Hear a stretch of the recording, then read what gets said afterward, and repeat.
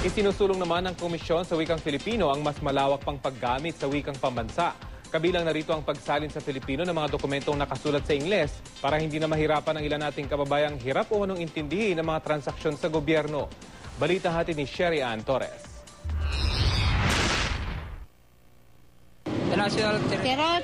Territory, countries, Philippines archipelago. with all the islands and waters embarrassed therein. Karamihan sa mga Pilipino, aminado pa rin nangangamote sa Inglisan.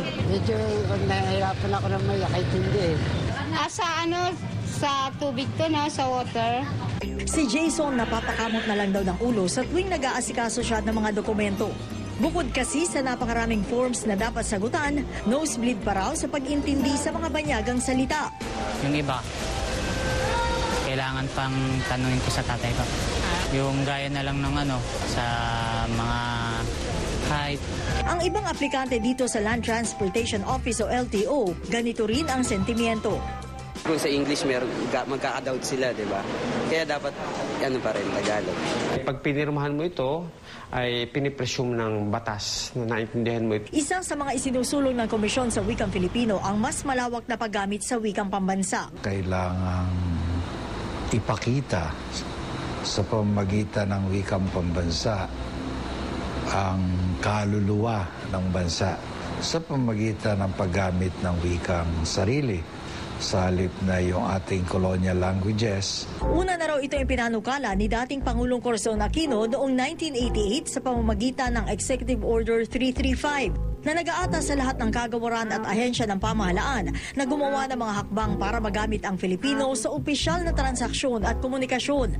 Dahil daw sa batas na ito noon, kaya ang ilang gusali tulad ng Central Bank of the Philippines, Bureau of Internal Revenue, National Library at National Commission for Culture and the Arts isinalin sa Filipino.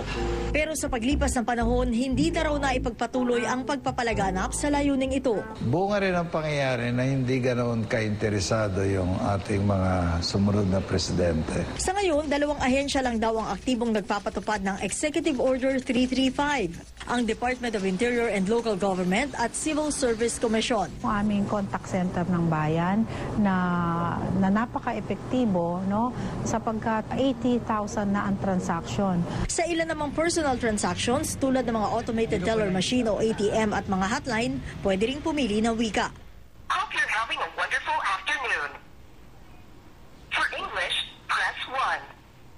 Para sa Taglish, press 2. Pero kung pagsasalin daw ng batas sa wikang Filipino ang pag-uusapan, bagay na itinutulak din ng komisyon. Malayo-layo pa raw ang lalakbayin ng Pilipinas. Yung mga batas natin dito sa Pilipinas, usually yan, mga hiniram natin yan sa mga ibang bansa na ating ini-improve lang at dinodomesticate. Tila mahirap talagang kumawala sa impluensya ng mga banyaga, pero hindi kailanman dapat kalimutan ang wikang sariling atin.